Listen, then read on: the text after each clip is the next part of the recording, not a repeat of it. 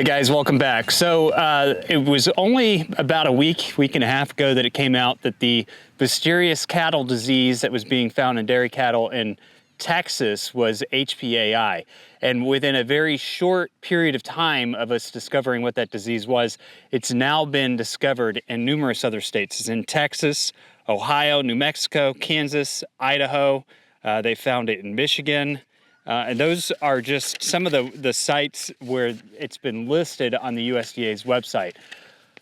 The rumor mill has it that it could be in at least 3 other states. And so what we're seeing is once this has been discovered, it's starting to pop up across the United States. And I mean, these aren't isolated areas like isolated to the Southwest. You're talking from the Southwest as far north as Michigan. So HPAI is the new in cattle is kind of the new thing to watch for. And the concern is, you know, what they're going to do to try and stop the spread of HPAI in cattle. How far will this go? So the spread within cattle, there was a lot of assumptions ahead of time that were, you know, well, maybe there was, you know, something in the cattle feed or who knows what, right? They know that migrating birds somehow infected the cattle, but the spread could be at this point in time, and they haven't necessarily confirmed it, but it could be spreading from cow to cow, and it would be spreading through saliva, through feces.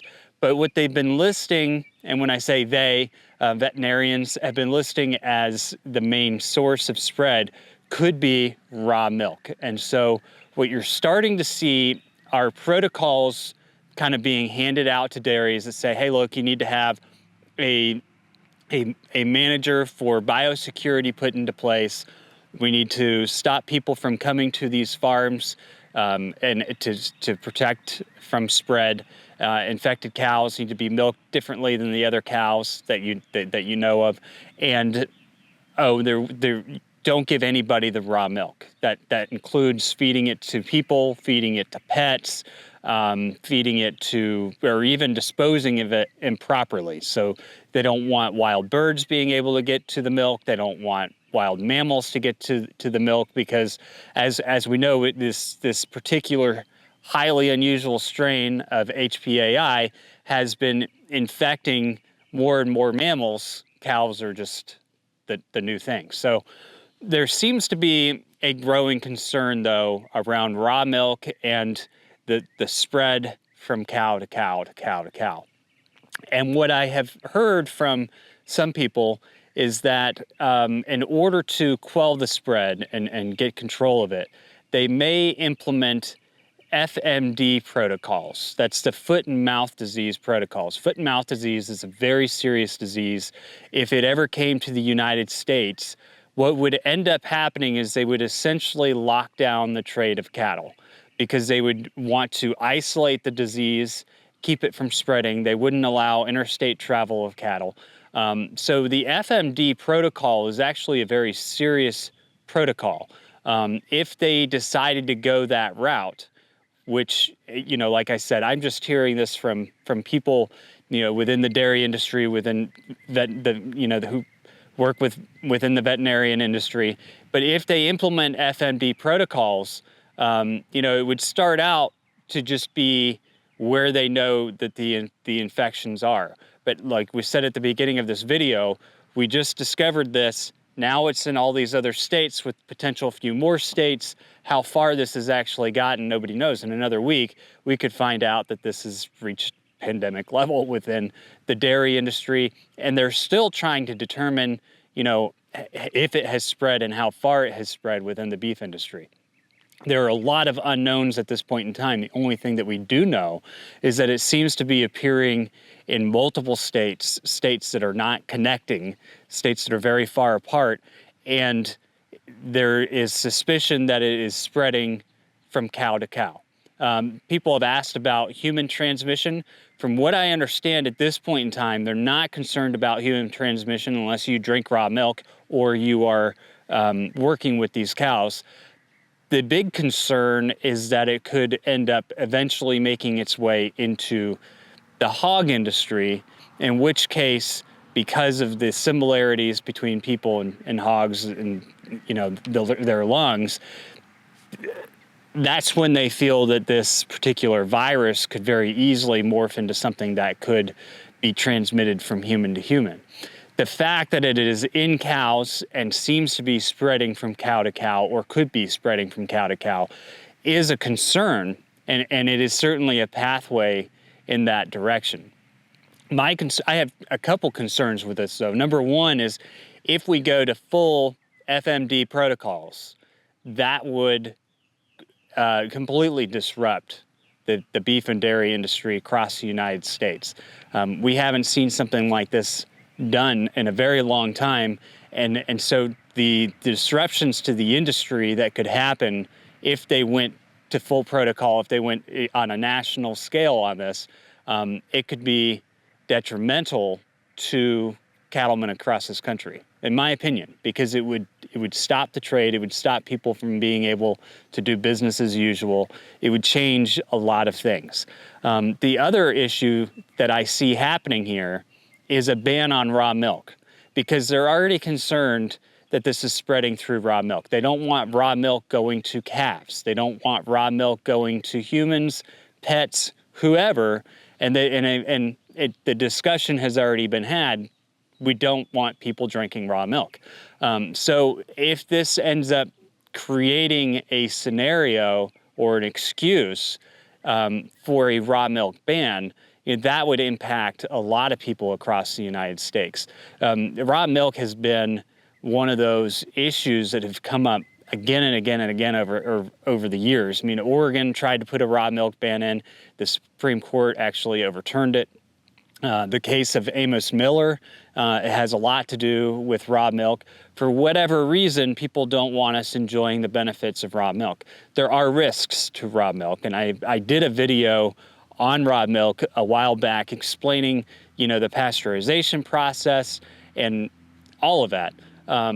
But, you know, the main thing is that if you are a raw milk drinker, you know, either have your own cows, know the health of your cows and how they're maintained, or get it from a trusted source. But with this scenario, and I said in that raw milk video that I felt like this year we were going to start seeing more and more situations where fear was going to be put into us of foodborne illnesses coming from animals. And whether or not that is organic or whether or not it's put out there in fear, who knows? I don't know that, you know, we have proof yet that this virus is spreading from animal to animal, but the fear is there, okay? And all it takes is the fear and an excuse to protect the public to say, you know what, we're going on a full raw milk ban. You can't buy unpasteurized raw milk for your pets. You can't buy it for yourselves. It's not going to be sold anymore in the United States because of what we're seeing with the bird flu in the cows. And the fact that in nearly everything that I have read or heard, the biggest suspicion of spread seems to be the raw milk of cows, as well as their saliva and their feces and all of that. But the protocols, the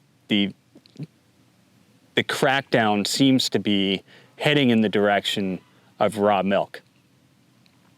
So this is something that I think everybody should pay more attention to, especially if you are somebody who values raw milk, there are some people who need the benefits of raw milk.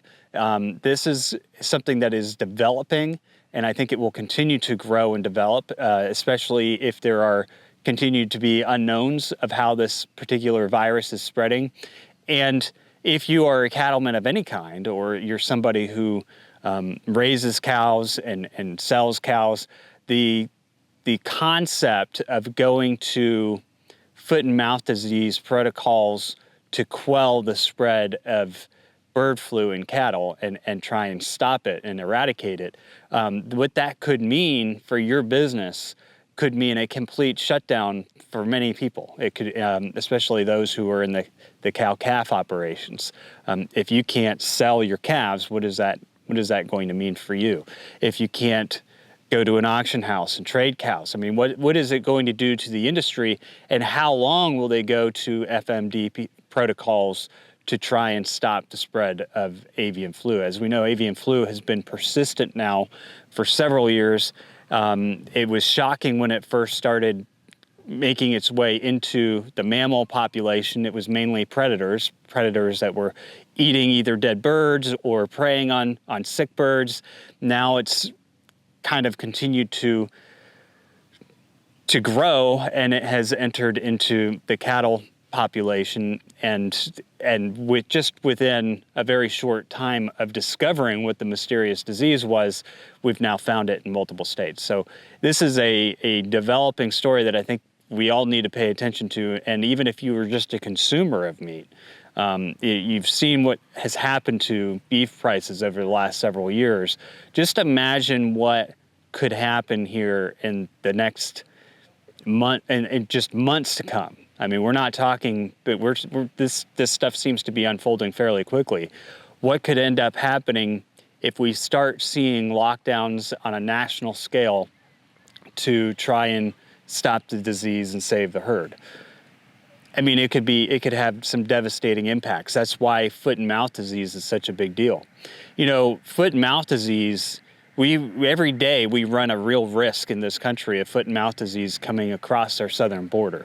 And it's one of those things where people have raised the alarm, over and over again, and said, hey, look, if this happens, it could have huge impacts on our meat supply, right? And this is what we're seeing right now with the bird flu is no different. Another disease that has come across the border before, and it seems a bit unusual, but it was tuberculosis. They found tuberculosis in some herds in Michigan. This was several years ago. And they traced the virus strand back to an immigrant working on one of the farms, or I don't know if it was dairy or beef, but so it's interesting how, our southern border plays into this. I don't know where, this HPAI is coming from. Makes me question a lot of things. I wish I understood, or somebody could help explain where this particular strain came from. And I know that, there have been discussions on where it came from, but nobody has really, targeted, and maybe it's not possible, because it is something that, has come from the wild bird population. Maybe it's completely undetectable, but it's curious to me, and I just think it's highly unusual. Anyway, the point of this video is to make you guys aware of conversations that I've heard and the implications of what those complications or conversations could mean if there was a raw milk ban, and if there was an FMD protocol put in place to try and stop the spread of this. And I think within another week, we're going to see that list of HPAI include at least 3 more states, if not more. And that is when we're going to start seeing, at the federal level, some more drastic measures being taken to try and stop the spread of HPAI in cattle. So this is something that could be right around the corner. Anyway, guys, have a great weekend. Talk to you soon.